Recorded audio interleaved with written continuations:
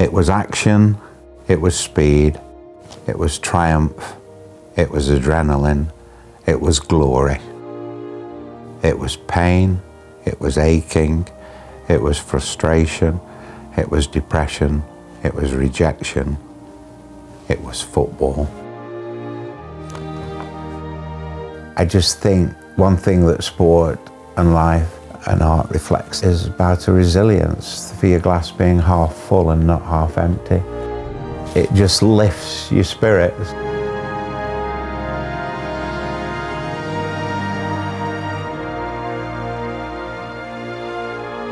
My name is Gordon Taylor, and I have been Chief Executive of the Professional Footballers Association, the Footballers Union, for some 40 years.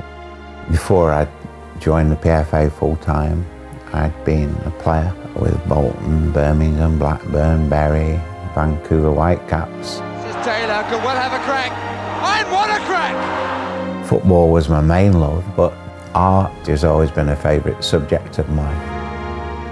I was never going to be a mathematician or a physician or an engineer, but I didn't know what art was about. I read it in a paper that, that Lowry's going to the match was going to be up for sale. Lowry's picture was about that feeling before a game of excitement and coming together as a crowd. And I thought no artist could have portrayed it better, irrespective of the fact that it was Bolton Wanderers, my club, and Burnden Park, which made it even more special. And so got a number for Sotheby's, and fortunately I was just about in time for that. And I kept on the phone. It was approaching £2 million, being competitive. I did ask the lady who was putting the bids in for me who else was bidding. She said, I think if you don't get it now, there's just the two of you, it will probably go to America. It can't go to America, surely. We've got to have it in England. So I put in what proved to be a final bid. The first thing I did was to ring the Lowry in Manchester and get through to the curator.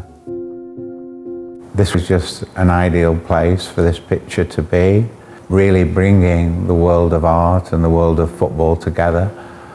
When Manchester United are playing at home, then the attendances go up for the Lowry Gallery, and it's nice to think that you're relating to the general public and to youngsters, and that they might also be prepared to link in sport, link in football, link in art.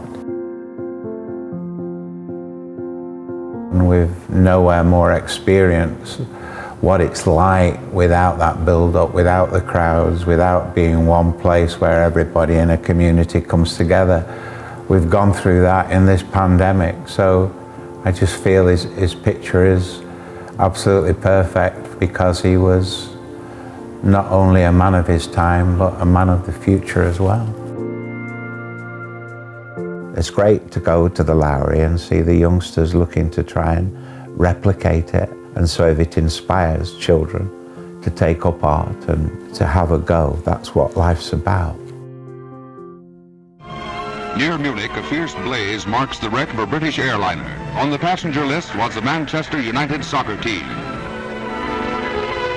At Red Star Football Club in Belgrade, they had a magnificent football museum, all about their history.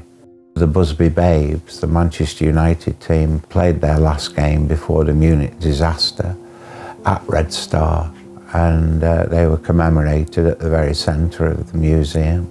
I just thought that, particularly with myself as a local boy, it was something that was lacking in this country, that we should look at our legacy to understand, which people benefited, which people were victims, and to make sure that we learn from that and become more civilised as a society.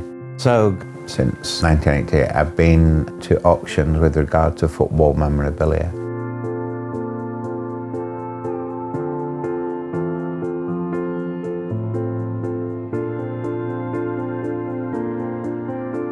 We've encouraged quite a few young artists.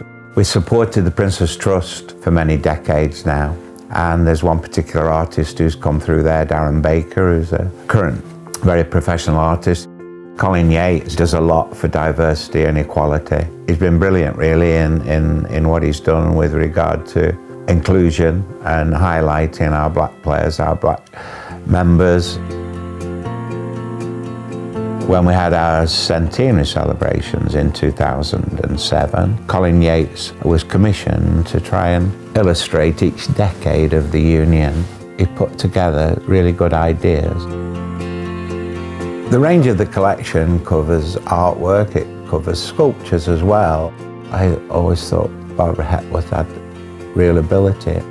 Equality's been a big theme for the PFA, as it should be for any union. No doubt you know why I like it with the 4-2, that memorable day in 1966 when we were World Cup winners. I'm really pleased to see her being acknowledged in the way that she has been and featured as a real role model. To have the privilege of being able to purchase on behalf of the association such a collection is very special. I would like to think that our collection would be the envy of any football lover. Artists must feel challenged the same as sportsmen and women feel challenged, and sometimes they may fall on the face, but so long as they get up again, that's the main thing. I just feel these are special things in life, but basically they're just what always captivated me, and you need every different aspect of education in order to develop.